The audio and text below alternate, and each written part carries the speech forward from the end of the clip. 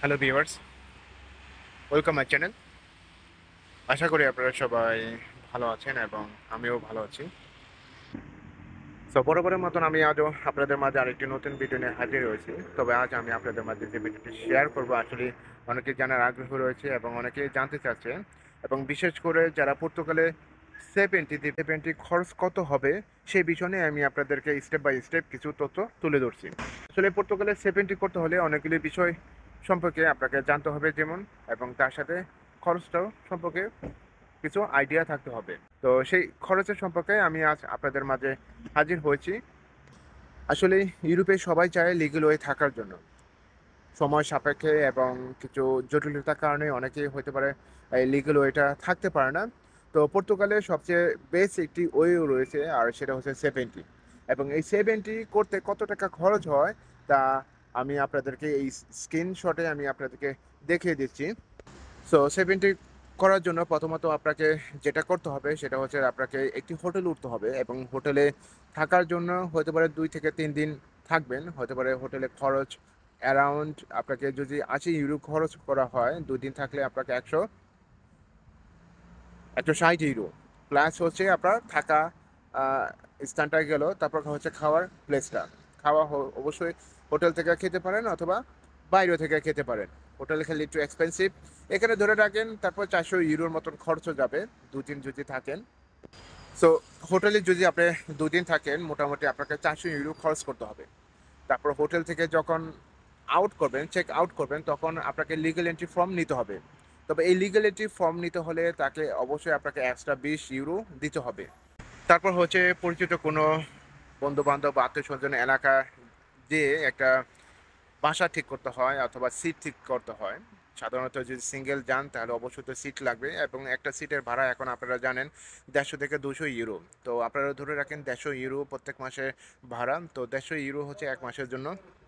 তো আপনারা ওখানে যাওয়ার পরে এবং বাসায় থাকার পরে যে প্রথম অবস্থায় যে কাজ পাবেন তা না, এবং এই হিসাবে আপনাকে স্ট্যাবল করার জন্য প্রতিদিনের খরচ হবে এক্সট্রা, সেটা হচ্ছে খাওয়ার খরচ। আপনারা যদি ওখানে ম্যাচ করে খেতে পারেন তাহলে তো খুব লাকি, অল্প খরচের মধ্যে আপনাকে হতে পারে মাস শেষে 200 টাকা খরচ আসতে পারে যদি সবাই সাথে খান। 200 টাকা খরচ ধরে রাখেন। কিন্তু ওই মাসের মধ্যে বা ওই সপ্তাহের মধ্যে আপনাকে যে কাজটা করতে হবে সেটা হচ্ছে অন্যান্য আরও যে কিছু ডকুমেন্ট আছে ওগুলি অবশ্যই আপনাকে কালেক্ট করতে হবে, আর এটার জন্য কিছু টাকা খরচ হবে।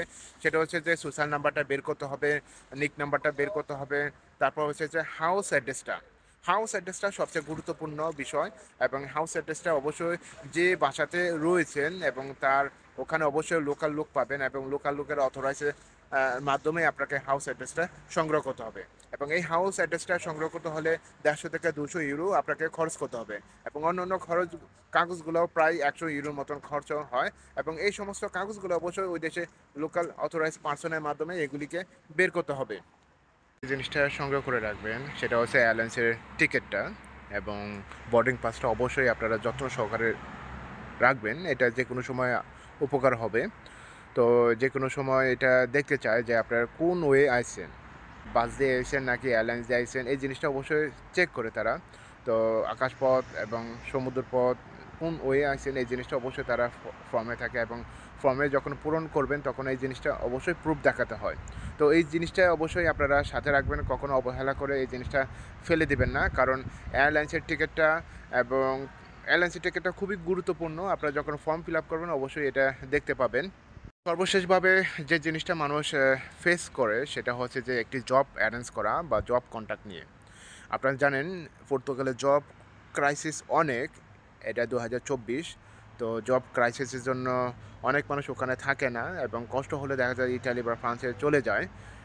আবার ইটালি বা ফ্রান্সের থেকে দেখা যায় কেস কেস দিয়ে রাখে, 70 দিয়ে রাখে, অনেক কেস টিকে আবার অনেক কেস টিকে না। সো লোকাল কোনো কোম্পানির মাধ্যমে যদি জবটা অ্যারেঞ্জ করতে পারেন তাহলে হইতে পারে আপনার কন্ট্রাক্ট যে টাকাটা লাগে একটি কাজ কন্ট্রাক্ট করতে, যে পরিমাণে টাকা লাগে ওই কন্ট্রাক্টের টাকাটা আপনার সেভ হয়ে যাবে। তো আপনার লোকাল কোনো কোম্পানির আন্ডারে যদি জব পেয়ে যান তাহলে খুবই লাকি। আর যদি না হয় তাহলে অবশ্যই কোনো বাঙালিদের মাধ্যমে একটি কন্ট্রাক্ট পেপার কিনে ওই কেসটা চালাতে হবে। এবং এই কন্ট্রাক্টটা করতে প্রায় 1200 থেকে 1500 ইউরো খরচ হয়। এটা অবশ্যই আপনাকে লক্ষ্য করতে হবে এবং বিষয়টা জানতে হবে। সো এই সমস্ত পেপার যখন হয়ে যাবেন তখন হচ্ছে আপনার ফাইলটা লক করবেন বা ওপেন করবেন যেটাকে বলেন। লক বা স্টেপ আপনাকে ট্যাক্স দিতে হবে এবং ট্যাক্সের পরিমাণ হলো প্রত্যেক মাসে আপনাকে ৩০০ ইউরো, এখন হচ্ছে বর্তমানে ২৯৬ ইউরো এবং ২০২৪, এবং তার বেসিক বেতনটাও এখনও বাড়ছে, এখন ৮৩০ ইউরো হয়েছে। তো প্রত্যেক মাসে আপনাকে ২৯৬ ইউরো, প্রায় ৩০০ ইউরোর মতন খরচ হয়।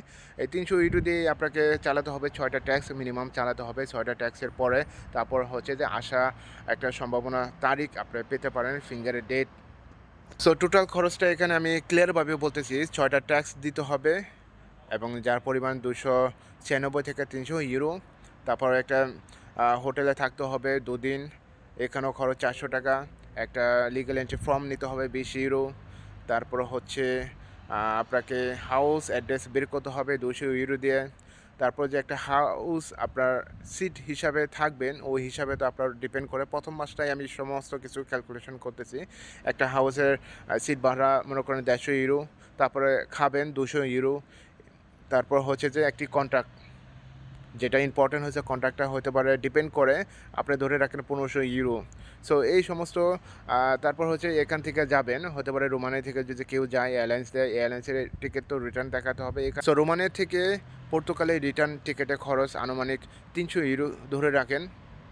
টোটাল 70 করার জন্য আপনার ট্যাক্স ছাড়া ২৪৭০ ইউরো মতন খরচ হয়। এটা একটা কস্টিং, জাস্ট আর একটা অ্যারাউন্ড বললাম। এবং ট্যাক্স হচ্ছে ৬ মাসের ট্যাক্স হচ্ছে ১৮০০ ইউরো, প্রায় ৬ মাসের ট্যাক্স ১৮০০ ইউরো নিয়ে প্রায় ৪,২৭০ ইউরো মতন খরচ হয়। কিন্তু এর চেয়ে আরও বেশি খরচ হবে, এর চেয়ে আরও আপনাকে ১,০০০ বা ৫০০ ইউরো আরও অ্যাডভান্স ধরে রাখতে হবে। সবচেয়ে বিষয় হচ্ছে যদি আপনি জবটা পেয়ে যান তাহলে সবচেয়ে খুবই লাকি, আপনি খরচটা কিছুটা হলেও মিনিমাইজ করতে পারবেন।